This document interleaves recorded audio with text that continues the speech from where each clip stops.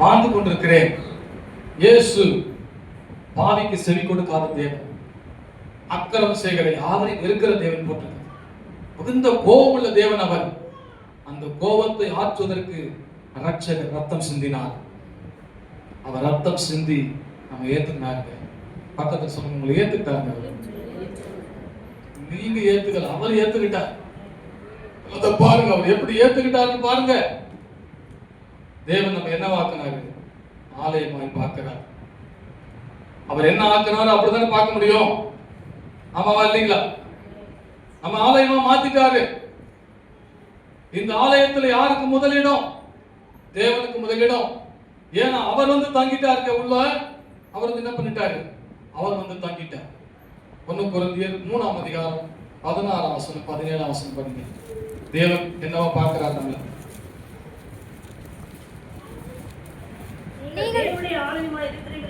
நீங்கள் தேவனுடைய ஆலயமாய் இருக்கிறீர்கள் என்றும் தேவனுடைய ஆவி உங்களில் வாசமாய் இருக்கிறது என்றும் அறியாதிருக்கிறீர்களா? ஒருவன் தேவனுடைய ஆலயத்தை கெடுத்தால் அவனை தேவன் கெடுப்பார். ஆமென். என்ன சொல்றாருங்க? நீங்களே. கொரிந்திய சபைக்கு எழுதுறாரு, நீ தேவனுடைய ஆவி, நீங்கள் தேவனுடைய ஆலயம் என்றும் தேவனுடைய ஆவி உங்களில் வாசமா இருக்கிறது என்றும் அறியாதிருக்கிறீர்களா? அறியாதிருக்கிறீர்களா? எது தேவன் ஆலயமா பார்க்கிறார்? எது தேவனுடைய ஆலயம்?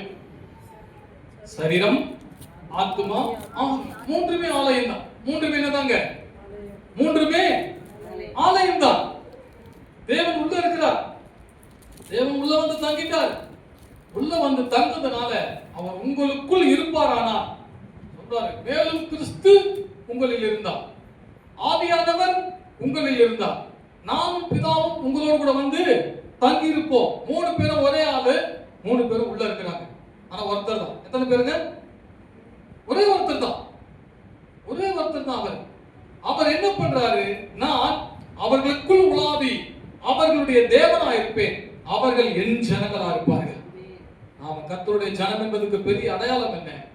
பரிசுத்த ஆவியானவர் நமக்குள்ள வந்து தங்கிவிட்டார். ஆமென். மகிமையின் ஆவியானவர். அவர் பேர் என்னதுங்க? மகிமையின் ஆவியானவர். அவருடைய பேர் என்னது? சுட்டரிப்பின் ஆவியானவர். அவர் பேர் என்ன? அவர் உணர்த்துகிற ஆவியானவர். சகல சத்தியத்திற்குள்ள நம்மை நடத்துகிற ஆவியானவர். நாம என்ன பண்ணணும்? நீங்க ஆவியானவரை இழுக்காம ஆவியானவர் உங்களை இழுக்க ஒப்பு கொடுக்க வேண்டும். நம்ம எல்லாருக்கும் சூப்பர்வைசிங் பண்ண ரொம்ப ஆசை. சின்ன வேலை விட்டுருவாங்க. அவங்க ஸ்டைல பார்த்தா எனக்கு பிடிக்காது. சின்ன வேலை தான் செய்வாங்க. ஒரு கறிக்கடல நிக்கட்டும், ஒரு மீன் கடல நிக்கட்டும், ஒரு காய் கடை, இவங்க ஓனர் ஆயிடுவாங்க. முழு கடைக்கு இவங்க தான் ஓனர். யாருங்க ஓனரு? எனக்கு கூப்பிட்டு அறையலாமான்னு இருக்கும். ஏன்? உண்மைக்கு சொன்னா அவன் தான் ஓனர். யார் தான் ஓனர்? தடையாண்டெல்லாம் போன கை ஷேப்பு, கால் ஷேப்பு, வாய் ஷேப் எல்லாம் மாறவே மாறாது. இதான் கொடுங்க. முடிஞ்சா கொஞ்சம் ஏமாந்துட்டு வரணும் வழி அவங்க அதிகாரமா படுத்த மாட்டேன். 10 ரூபா போடுற 20 ரூபா கொடுத்துட்டு வரணும் வழிய ஏமாத்தி தெரியும் ஏமாத்துறாங்கன்னு. அதெல்லாம் நான் கெட்டு போக மாட்டேன். ஒரு 10 ரூபா தான் என் வாழ்க்கையை என்ன பண்ண முடியாது. 10 ரூபா இழக்கிறதுனால நஷ்டம் இல்லை. அவன் அங்க போயிட்டு என்ன பண்ணக்கூடாது? நம்முடைய வாயின் வார்த்தை ஆவியான உள்ளுக்குள்ள இருக்கிறதுனால தாழ்மையா வரணும். வார்த்தை எப்படி வரணுங்க? தாழ்மையா வரணும். இது எவ்வளவுன்னு கேட்க முடியும்? கவலை கேட்க கூடாது. நீங்க வேணா மீன் கடை போய் பாருங்க. நான் பாக்குறேன், பணக்காரன் நினைக்கிறாரு. நம்ம போய் சொல்லுவோம், ஒரு கிலோ மீன் கொடுங்க, இன்னொரு தோவன். அவர் கை ஷேப் அப்படி போயிடும். வஞ்சனை எவ்வளோ இந்த ஒரு பெருமை வருது. ஏன்னா அப்படி எனக்கு பொறாம தூக்கி உள்ளமா இருக்கும். இன்னும் இப்ப பக்கத்துல கொஞ்ச நேரத்துல சாப்பிட்டு வாஷ் பேஷன்ல போறதுக்கு எவ்வளவு பெருமை பாருங்க இருக்கு. போயிடுமா இல்லைங்களா? தங்கத்தையே கரைச்சி ஊத்தாலும் அங்க அவுட்புட் ஆயிதான் வரணும். ஒருவன் தேவனுடைய ஆலயத்தை கெடுத்தால் நீங்கள் உங்களுடையவர்கள் அல்ல, உங்கள் சரீரமானது தேவனால் பெற்றும் உங்களில் தங்கி இருக்கிற பரிசுத்த ஆவியானுடைய ஆலயம், அதை நீங்கள் கெடுக்காதுன்னு சொல்றாங்க. என்ன சொல்றாங்க? ரொம்ப ஜாக்கிரதையா இருக்கணும். ரொம்ப ரொம்ப ஜாக்கிரதையா இருக்கணும். நீங்கள் நார்மல் மனுஷன் கிடையாது, தேவனுடைய ஆவியை பெற்ற மனுஷன். நீங்க நார்மல் ஆள் கிடையாது, சாதாரண ஆள் கிடையாது. நீங்க தேவனுடைய ஆலயம். தேவனுடைய ஆலயத்துக்குன்னு ஒரு மதிப்பு இருக்கு. தேவனுடைய ஆலயத்துக்குன்னு ஒரு பெரிய ஆசீர்வாதம் இருக்குது. அது என்ன? கிறிஸ்துவின் ரத்தமே அதனுடைய விலை. கிறிஸ்துவின் ரத்தமே அதன் விலை. நான் சொன்ன ஆரம்பத்தில் தொடங்கும் போதே ஒவ்வொரு இடத்துக்கு போகும்போது ஒரு உணர்வு வரும். இப்ப முடிஞ்ச ஒண்ணு சீட்டு கட்டும் 2 பாட்டில் கொடுக்க போறாங்க. யாரா ரெடி? ரெடியா? என்ன சொல்றீங்க? ஆலயத்தில் இருக்கு பாஸ்டர். வெளியே இதுக்கு வெளியே பண்ணலாமா? வெளியே பண்ணலாமா? ஒரு பாஸ்டர் கிட்ட போய் கேட்டார் ஒரு மனுஷன், பாஸ்டர் இதை பண்ணலாமான்னா, உள்ள வந்து பண்ணுங்க, என்ன இருக்குது, எங்க வந்து பண்ணுங்க, சர்ச்சு முடிஞ்சோன்னா அங்கேயே நீங்க என்ன பண்றீங்க எல்லாம் பண்ணிட்டு போங்க. ஆலயம் இல்லையா பாஸ்டர்? பரிசுத்த ஆலயம். சொன்னாரா, இது கட்டடம்பா, நீ தான்ப்பா ஆலயம். நம்முடைய எந்த செயலும் ஒரு சிருஷ்டிப்பை கட்டடத்தை அசுத்தப்படுத்துவதல்ல. இயேசு சொல்வாரு, புறமே இருக்கிறது ஒன்று உன்னை தீட்டுப்படுத்தாது, உன்னிலிருந்து புறப்படுகிறதே உன்னை தீட்டுப்படுத்தும், உன்னை கெடுக்கும் சொல்றாங்க. அப்ப நானு அந்த உணர்வுக்குள்ள வரணும். எந்த உணர்வுக்குள்ள வரணுங்க? நான் தேவனுடைய ஆலயம், தேவனுடைய ஆவியானவர் எனக்குள் இருக்கிறார்.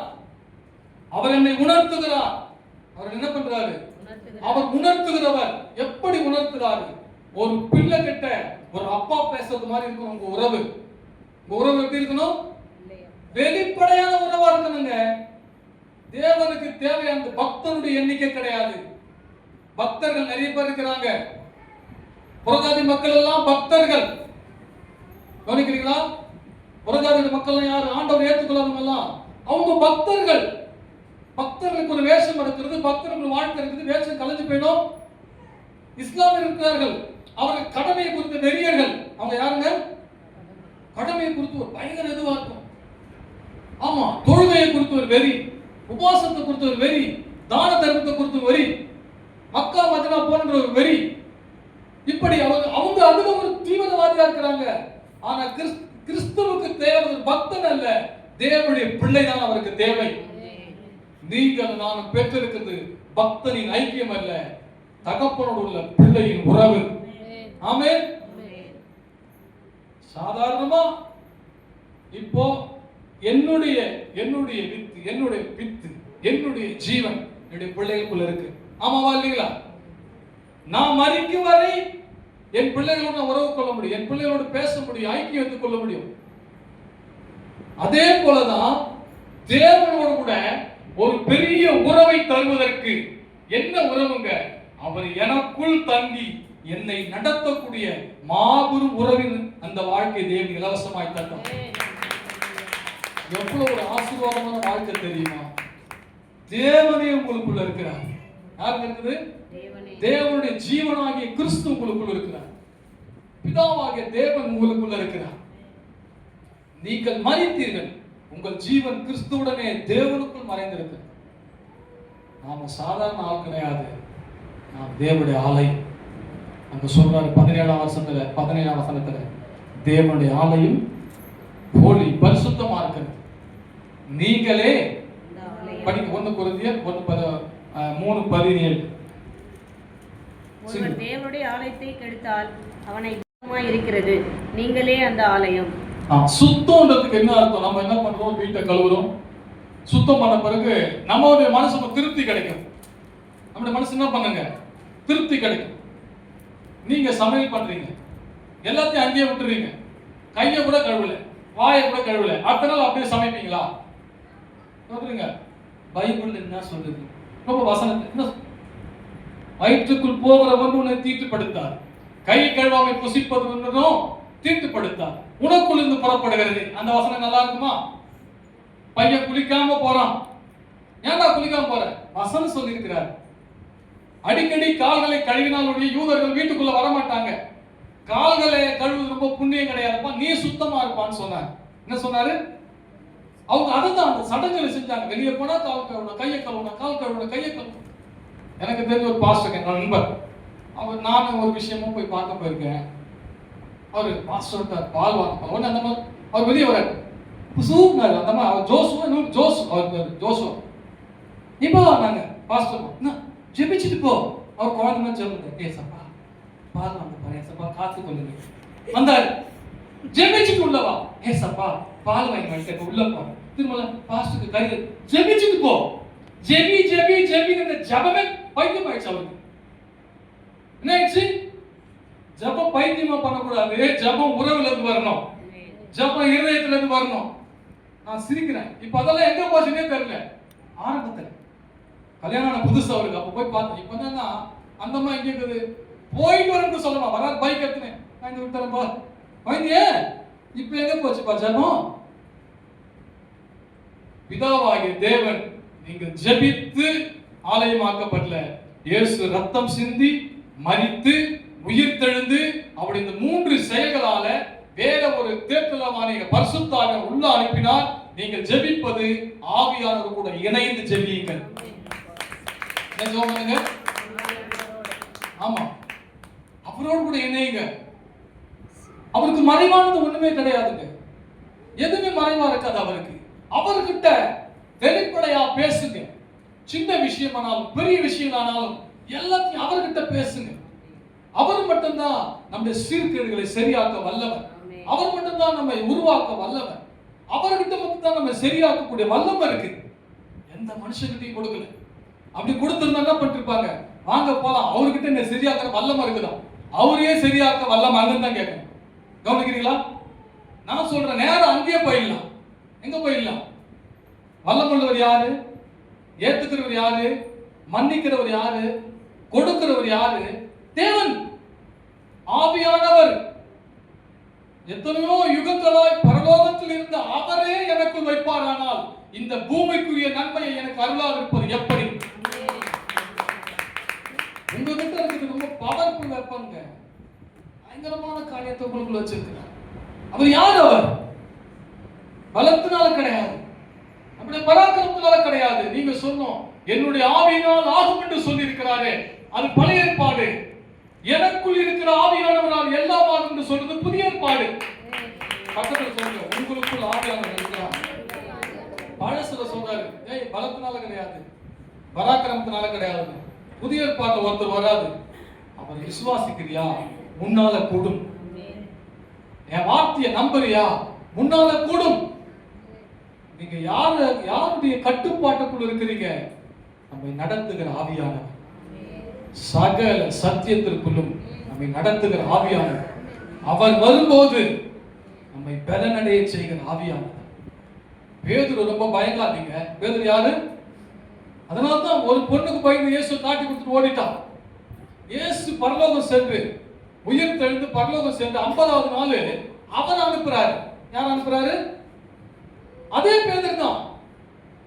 பயந்து கதவு பின்னாடி நமக்கு சேவர்களா தேடுறாங்க, நம்ம என்ன பண்ண போற தெரியல. பயந்து அந்த பேதுரு தான் வீட்டுக்குள்ள மறைந்து இருந்த இந்த பேதுரு தேவன் தேடி வரான். வந்து பேசுறாரு. என்ன பண்றாருங்க? இவர்களில் என்னை அதிகமா நேசிக்கிறியா? நேசிக்கிறேன். நேசிக்கிறியா? 2வது 3வது முறை கேட்ட உடனே அவன் சொன்னான், எல்லாவற்றையும் நீங்க அறிஞ்சிருக்கிறீங்க. நீங்க என்னத்தான் நேசித்தாலும் பெரிய கடலிலே ஊற்றப்படும் ஒரு சொட்டு தண்ணி, ஆனா தேவன் உங்களுக்கு கடல் அளவாய் உங்களை நேசிக்கிறவர். தேவன் எப்படி நேசிக்கிறாங்க? கடல் பெருசா? நீங்க கொடுக்கிற உங்களுடைய செயல் பெருசா? கடல் தான் பெருசு. இந்த ஆவியானவர் அவர் அனுப்பி தந்தார். யோவான் 16 அதிகாரம் 7 வசனம்.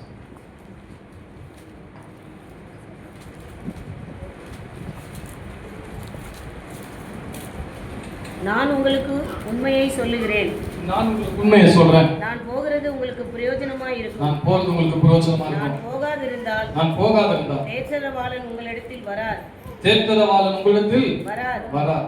நான் போவேனே ஆகில் அவரை உங்களிடத்திற்கு அனுப்புவேன். ஆமென். அவரை உங்களிடத்திற்கு அனுப்புவேன். யோவான் 14 அதிகாரத்தில் ஒரு காரியம் சொல்லுவார். உலகம் அவரை அறியாதபடினால அவரை பெற்றுக்கொள்ள மாட்டார். அவர் உங்களுடனே கூட இருந்து உங்களுக்குள் வாசம் பண்ணி, அவர் உங்களுக்குள் வாசம் பண்ணி உங்களுடனே இருப்பதனால் நீங்கள் அவரை அறிவீர்கள். எடுத்து வாசிக்கலாமா? 14 அதிகாரம் பாருங்க. 17. படிங்க. உலகம் அந்த சத்திய ஆவியானவரை காணாமலும் அறியாமலும் இருக்கிறபடியினால் அவரை பெற்றுக்கொள்ள மாட்டாது. அவர் உங்களுடனே வாசம் பண்ணி உங்களுக்குள்ளே இருப்பதால் நீங்கள் அவரை அறிவீர்கள். ஆமென். இங்க சொல்றாரு, அவர் உங்களுக்குள் வாசம் பண்ணி. யார் கூட இருக்கிறாரா? உங்களுக்குள்ளே வாசம் பண்ணி உங்களுடனே கூட இருப்பதால். இயேசு ஒரு வார்த்தை சொல்லிட்டு போனாருங்க, மத்தேயு 28 கடைசி. எல்லாருக்கும் சொல்ல அப்படியே சொல்லுங்க. இதோ உலகத்தின் முடிவு பரியந்தம் சகல நாட்களிலும் நான் உங்களுடனே கூட இருக்கிறேன். இப்ப வந்தது வெறும் பரிசுத்த ஆவியானவரா, கிறிஸ்துவின் ஆவியானவரா? கை தட்டலாமா? தேவன் சொல்லுது, கிறிஸ்துவின் ஆவியானவர், பரிசுத்த ஆவியானவர், தேற்றலவனாகிய ஆவியானவர், சத்திய ஆவியானவர், திருத்துவத்தின் மூன்றாவது நபர் பரிசுத்த ஆவியானவர். பிதாவாகிய தேவன், குமாரனாகிய கிறிஸ்து, பரிசுத்த ஆவியானவர். அங்க சொல்றாரு, அவர் உங்களுடனே வாசம் பண்ணி உங்க கூட இருக்கிறதுனால நீங்கள் அவரை அறிவீர்கள். அறிவீர்கள் என்ன தெரியுமா? எனக்கு அவர் தெரியும் அர்த்தம். நம்ம பாஷையில் சொன்னா எனக்கு அவரை தெரியும். முதல் அறிவீர்கள் சொன்னது யார் தெரியுமா சொன்னா? சாத்தான் சொன்னாங்க காரியத்தை. என்ன சொன்னா? நீங்கள் தேவர்களை போல் இருப்பீர்கள் என்று அவருக்கு தெரியும். தேவர்களை போல இருப்பீங்க சொல்லிட்டு அந்த அறிவை கொண்டு வரும். ஆத்மாவில், ஆவியில, சரீரம், அந்த அறிவை கொண்டு வரும். அதுக்கப்புறம் என்ன பண்ணா? ஒரு வார்த்தை வரும், ஆதாம் ஏவாளை அறிந்தான். என்ன வருங்க? எவ்வளவு நாசுக்கா சூப்பரா போட்டுருக்காங்க பாருங்க ஏவாளை அந்த விஷயத்தை. ஆதாம் ஏவாளை அறிந்தான், காயனை கொடுத்தார். இந்த ஆவியானவரை நீங்கள் அறிய அறிய அறிய அவர் யாரை உங்களுக்கு எடுத்து பிரசன்ட் பண்றார்? அவர் என்னுடைய அறிவிக்கிறபடினாலே என்னை வெளிப்படுத்துவார். கிறிஸ்து யார் உங்களுக்கு? கிறிஸ்து என்ன செஞ்சிருக்கிறார்? கிறிஸ்துடைய திட்டம் என்ன? இவரை குறித்து தாங்க போதிப்பார். அவர் என்னுடைய எடுத்து போதிக்கிறதுனால அவர் தாம் சுயமாய் கேள்விப்பட்ட பிரகாரம் பேச மாட்டாரு, என்னுடைய எடுத்து உங்களுக்கு அறிவிப்பார். இவர் யார்? கிறிஸ்து யாரு? நம்முடைய வாழ்க்கையின் பரிபூரணம். இவர் யாரு? சத்தியத்தின் பரிபூரணம். இவர் யாரு? மன்னிப்பின் பரிபூரணம். இவர் யாரு? வாழ்வின் பரிபூரணம். அந்த பரிபூர்ணமான தேவனை சந்திப்பதற்கு அவரே உடைய பரிபூர்ண தகுதி. வேற எதுவும் நம்ம மைனஸ் தான். சொல்றாரு, என்ன ஜெபிச்சு வாரா கண்டிப்பா நான் வர முடியாது. நான் சொல்லுவேன், உபாசித்து வாடா, நான் உபாசிக்கிறதே கிடையாது. 10 அதிகாரம் படிச்சு வாடா, 10 அதிகாரம் பண்ணிக்க டைம் இல்ல. கரெக்டா 7 வாடா, 7 முடியாது, திடீர்னு பலவீனம் ஆயிடுவேன். சட்டம் உங்ககிட்ட தகுதி எதிர்பார்க்குது. பிதாவாகிய தேவன் புதிய ஏற்பாட்டுல தகுதி அல்ல, குமாரனையே உங்களுடைய தகுதியாக வைக்கிறார். குமாரன் என்ன பண்றாருங்க? குமாரனை தகுதியா வைக்கிறார். அக்கா வேலை செய்யறாங்க, திடீர்னு ஒரு நாள் லீவ் போட்டாங்கன்னா 3/4 மணி நேரம் சுத்தணுமாங்க. சார் சைன் பண்ணுங்க. அவர் லீவா போய் வாங்கிக்க. அந்த மனசு கஷ்டம் இருக்கும் பாருங்க, பயங்கர கஷ்டமா இருக்கும். இதுதான் சட்டம். பழைய ஏற்பாட்டு எதுங்க? மோசே சட்டம் இதுதான். தப்பு பண்ணா மன்னிப்பு கிடையாது, ஏத்துக்க மாட்டாங்க, தண்டனை கொடுத்தா உள்ள போக முடியும். ஆனா புதிய ஏற்பாட்டுல தண்டனை அவர் ஏற்றுக்கொண்டு பிதாவோடு கூட எப்பொழுதும் செல்லக்கூடிய தகுதியாக கிறிஸ்து அமைந்திருக்கிறார். பாருங்க, எல்லாத்துக்கும் உலகமே இப்ப அரசியல் சட்டத்தினால ஏங்குது. எழுதாங்களா? அரசியல் சட்டம் ஒன்று இருக்குது, காவல்துறைக்கு ஒரு சட்டம் இருக்கு, ஜட்ஜிக்கு ஒரு சட்டம். இந்த சட்டத்தை மீறி அவன் கெட்டது அவனோட சட்டத்துக்கு உட்பட்டு தான் அவன் நியாயம் தீர்ப்பான். ஆனா இயேசு கிறிஸ்து மூலமாக அந்த சட்டம் அகற்றப்பட்டபடினால இன்றைக்கு ஒரே ஒரு சட்டம் இருக்குது, அவர் என்னுடைய நித்திய பிதா. அவருடைய நித்திய உறவிலிருந்து எதுவுமே என்ன பிரிக்க முடியாது. நான் சொல்லலாம், அவர் என்னுடைய நித்திய பிதா, எனக்கும் அவருக்கும் நித்திய உறவை இவர் ஏற்படுத்தி வச்சதுனால அந்த உறவிலிருந்து நானே பிரிய முடியாது. பிரிஞ்சா தூக்கி வந்து ஓட்ட வைக்கிறார். வாடான கூட விட மாட்டார். நான் மூஞ்சி அந்த பக்கத்துல இருந்து அங்க பாக்குறாரு, குனிஞ்சா கீழே பாக்குறாரு, மேல பார்த்தா மேல பாக்குறாரு. நான் எங்க போனாலும் அவரை விட்டு என்னால இருக்க முடியல. ஏனென்றால் எப்பொழுதுமே அவருடைய கண்கள் என் மேல் உதிக்கிறது. யோபுல ஒரு வசனம் இருக்குது, அவர் நீதிமானை விட்டு தன்னுடைய கண்களை விளக்காம இருக்கிறார். எப்படி இருக்காருங்க? விளக்காமல். பாவிகள்லாம் கை தூக்குங்க. தேவனா நீதிமானாக்கப்பட்ட கை தூக்குங்க. நாங்க ரெண்டுத்துக்கும் கை தூக்க மாட்டேங்க. ஒரு சில பாக்க இருக்கு. எனக்கு வந்து நீ தூக்கிடா. குழந்தைய கை தூக்கும். கவனிக்கிறீங்களா? சட்டத்தின் செயலால அல்ல, அவர் உங்களை பார்க்கிற விதத்தை பாருங்க. அவர் உங்களை ட்ரீட் பண்ற விதத்தை பாருங்க. அவர் உங்களை நேசிக்கிற விதத்தை பாருங்க. நம்முடைய கண்களை அவனை விட்டு விலக்காமல் அவனுக்கு என்ன செய்யலாம் இருக்கிறார். இன்னொரு வசனம் சொல்லுது, இனி உம்முடைய வாயை அவர் நகைப்பினாலும் உம்முடைய உதடுகளை கம்பீரத்தினாலும் நிரப்புவார். என்ன பண்ணுவாருங்களா? ஒவ்வொரு நாளும் அவர் நிரப்பக்கூடிய நம்புங்க. யோபு 8ஆம் அதிகாரம் 21ஆம் வசனம். சீக்கிரம் படிக்க முடிச்சுங்க. அப்பா தொடரலாம். இனி அவர் உம்முடைய வாயை நகைப்பினாலும் உம்முடைய உதடுகளை கம்பீரத்தினாலும் நிரப்புவார். நிரப்புவார். என்ன சொல்றாங்க? இனி என்ன? திங்கக்கிழமை வச்சுங்க. திங்கக்கிழமை நடக்குது, செவ்வாய்க்கிழமை மாத்தீங்க. இனின்னு ஒரு வார்த்தை சொல்லி இருக்கிறாருங்க. இனி நீ அழுது கொண்டுடா. எத்தனை வருஷம் தெரியல, ஜோஸ்பின் சிஸ்டர் இந்த வாக்குறுத்தம் வந்துச்சு பழைய சர்ச்சில். என்னை பார்த்து சொன்னாங்க, நான் கொஞ்சம் உண்மையை பேசுற ஆளு. உங்களை பாஸ்டர் அல்லேலூயா பாஸ்டர் ரொம்ப சந்தோஷமா இருக்கேன். 2005 6 தெரியலங்க. கர்த்தர் கொடுத்த வாக்குத்தத்தத்தை என்ன சொல்றது தெரியல, காட்டுங்க. இனி அழுது கொண்டு ஆரம்பிச்சு சொன்ன, இனிமேல் தான் தொடங்க போதுங்க. அன்னைக்கே பாருங்க ஏதோ பிரச்சனை. அப்ப இவங்க என்ன நினைச்சிருப்பாங்கன்னா, அந்த ஆள் வாய் வெறும் வாய் இல்ல, போன வாய் நினைச்சிருப்பாங்க. என் வாய் என்ன நினைச்சிருப்பாங்க? அது என்ன அர்த்தம்னா, அழுவே மாட்டோமா? அது அர்த்தம் கிடையாது. சில விஷயங்களில் இருந்து உங்களை விடுதலையா நடத்துவோம். இந்த பாடு போன இன்னொரு பாடு காத்து இருக்கும். ஆமா தானங்க? பாடு எல்லாருக்கும் உண்டு. அப்ப இன்னொரு வாக்குறுத்தம் வந்து, இதோ சீக்கிரமாய் நான் முன்னத்தில் உன்னை சேர்த்துக் கொள்வேன். அப்ப இந்த வருஷம் காலியாக பாருங்க. ஏன் பாஸ்டர் வாய் திறக்கிறீங்க? நான் உன்னை சீக்கிரம் உன்னை என்கிட்ட சேர்த்துக்கணும்னா நம்மளை என்கரேஜ் பண்றதுக்கு தான் அந்த வாக்குறுத்தம் கொடுக்குறாங்கள ஒழிய அதன் மாதிரியே நம்முடைய வாழ்க்கை அமையாது. கவனிங்க. ஆமா தானுங்க? சொல்லியிருப்பாரு, இடது புறம் வலது புறம் இடம் கொண்டு பெருகுவா, உன் தரித்திரம் நீங்கி போயிடுச்சு. அந்த வார்த்தை தான் சிங்கிள் டீக்கு சிங்க வச்சிருப்பாங்க. சொல்லுவாங்க சிங்கிள் டீக்கு சிங்கினா தப்பான வார்த்தை இல்லைங்க, ஜல்ஜல் அடிக்குது. ஒரு சிங்கிள் டீக்கு ரொம்ப கஷ்டப்பட்டுட்டாயா. என்ன சொல்றதுன்னா, அன்னைக்கு கிடைக்கிற வார்த்தையை நம்பாதீங்க. என்றென்றைக்கும் என்னோடு கூட இருக்கிற ஆவியானவர் எனக்குள் இருந்து காரியத்தை மாறுதலாக மாற்றுவதற்கு அவர் ஒரு நாளை குறித்திருக்கிறார். நீங்க ஆண்டவர்கிட்ட போகும்போது இன்னைக்கே மாத்துங்கன்னு சொல்றது விசுவாசம் கிடையாது. எனக்காக குறிக்கப்பட்ட அந்த நாளுக்காக நன்றி. குறிக்கப்பட்ட காலத்துக்கு தரிசனம் வைக்கப்பட்டிருக்கிறது. அது நிச்சயமாய் வரும். அது தாமதித்தாலும் அதற்கு காத்திரு. அதற்கு இல்ல, அவருக்கு காத்திரு. யாருக்கு காத்திரு? அதற்கு இல்ல, அவருக்கு காத்திரு. அவரே இருதயத்தை ஸ்திரப்படுத்துவார். அப்ப நம்ம இந்த வருஷம் நீங்க பெற்றது கூட நிறைவேறாம போலாம். அந்த காடை பார்த்து கோச்சிக்காதீங்க. ஒரு பாஸ்டர் சொன்னாரு, அந்த வாக்குத்தத்தம் இந்த வருஷத்துக்கு நிறைவேறிடும் சொல்ற வாக்குத்தத்தம் அல்ல, இனிமேல் நிறைவேற போகிற வாக்குத்தத்தம். நிச்சயமா நிறைவேறும். நிச்சயமா என்ன பண்ணுங்க? நிச்சயமா நிறைவேறும். வார்த்தை வல்லமையுள்ளது. அவருடைய வார்த்தை பொய் சொல்ல முடியாதது. அவருடைய வார்த்தை ரொம்ப ஆசீர்வதிக்கப்பட்டது. நீங்க ஒரே ஒரு காரியத்தை சொல்லணும், அவர் எனக்குள் வாசம் பண்ணி என்னோடு கூட இருப்பதனால நான் அவரை அறிவேன். அவர் யார் எனக்கு தெரியும். அவருக்கும் எனக்கும் இருக்கிற ஐக்கியம் எனக்கு புரியும். இந்த ஐக்கியத்துக்குள்ள நீங்க வந்துட்டீங்கன்னா முழுவதும் உங்க இருதய சமாதானத்தை நான் நிறைஞ்சிருக்கும்.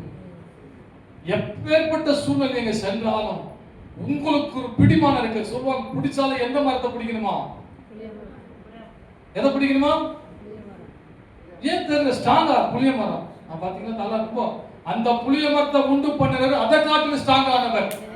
ஆவியானவரை பிடிப்போம். ஆண்டவரே, நான் ரொம்ப பிடிச்சுக்கிறேன், உடைய வார்த்தையை பிடிச்சுக்கிறேன், நீங்க தான் ஆண்டவரே. அவர் கையை பிடிச்சா கூட கையை என்ன பண்ணிட்டு போயிடுவாரு, உடுப்ப பாத்துக்கலாம்வாரு. நீங்க பிடிக்க வேண்டியது அவருக்கு காலு. எதை பிடிக்கணும்? ஒருத்தர் உங்களுக்கு எதனா ஹெல்ப் பண்ணணுமா? கை கூட கொஞ்சம் யோசிக்கும். காலில் விட்டா யோசிக்காது. இருதயம் சொல்லும், காலில் விழுந்துட்டாங்க. சரிப்பா கடன் வாங்கி தரேன். என்ன சொல்லிடும்? அதெல்லாம் என் காலில் விழுந்துடாதீங்க. அக்கா கருத்துக்கு சைன் தாங்குது. மாஸ்டர் காலில் விழுந்தா கிடைக்க. நீங்க என்ன சொல்றேன்னா, ஒவ்வொரு நாளும் அவருடைய பாதத்தில் விடுங்க. ஒவ்வொரு நாளும் அதை புடிங்க. ஆண்டவரே, நீங்க உதவி செய்யாம எனக்கு யார் ஆண்டவர் உதவி செய்ய முடியும்? கண்ணீரை விட்டு ஆனந்த சத்தத்தோடு அவர் சமூகத்துக்கு வந்து, உங்களுடைய வேதனை எதுவா இருந்தாலும் அது கண்ணீரை தான் வெளிப்படும், பேசப்பட முடியாது. அந்த கண்ணீரை உங்க எதிர்க்க நீங்க உட்காரும் போது, ஏசப்பா என் எதிர நிக்கிறாரு அந்த அறிவோடு விசுவாசத்தோடு கூட எவ்வளவு அழ முடியுமோ உங்க வேதனை எல்லாம் அங்க ஊத்துங்க, மகிமையை செலுத்துங்க. ஒரு சகோதரி அவன் கண்ணீர் விட்டா, முத்தம் செய்தா, தன் தலைமயிரால அவன் தொடச்சாலா இல்லைங்களா? கண்ணீர் எதை காட்டுது? அவனுடைய வேதனையை காட்டுது. தலைமை எதை காட்டுது? என் மகிமை ஒண்ணு இல்ல ஆண்டவரே. முத்தம் எதை காட்டுது? ஐ லவ் யூ சொல்றாங்க. என்ன சொல்றாங்க? சொல்றாரு, இவன் செஞ்ச அநேக பாவங்கள் மன்னிக்கப்பட்டது. எப்படின்றான் கூப்பிட்டவன், ஏய் நீ கால் கழுவு கூட தண்ணி தரலடா, கண்ணீராலேயே அவ கால் கழுவுனா எவ்வளவு கண்ணீர் விட்டுருப்பா, எவ்வளவு விட்டுருப்பா. இப்ப உங்க பிள்ளைங்க காலை கழுவுறதுக்கு 2 சொட்டு போதுமா? அவ்வளவு அழுது இருக்கிறான் அவன். தன் தலை மயிரால அவ துடைக்கிறாங்க. இதுக்கெல்லாம் அனுமதிச்சார். ஏன் தெரியுமா?